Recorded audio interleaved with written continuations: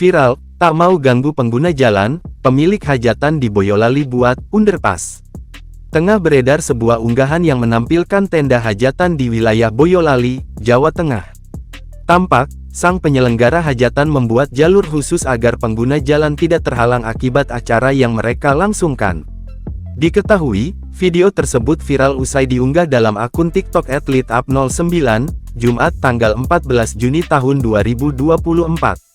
Dalam video tersebut, tenda hajatan tersebut tampak megah. Terlihat, sang pemilik hajatan membangun sebuah jalur agar lokasi hajatan tersebut tak menghalangi pengguna jalan. Secara sekilas, jalur tersebut terlihat seperti sebuah underpass. Usai unggahan itu tersebar, keluarga sang pemilik hajatan pun muncul.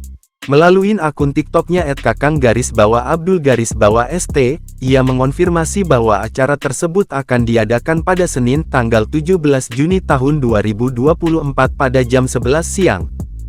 Pemilik akun @litupnol9 itu pun lantas mendoakan agar acara tersebut berjalan lancar dan keluarga pemilik hajatan menjadi keluarga yang sakinah, mawadah, warohmah. Kini, video tersebut pun telah viral dan diunggah ulang dalam banyak akun di media sosial. Warganet yang menyaksikan video itu pun memuji inisiatif sang pemilik hajatan untuk membuat jalur tersebut.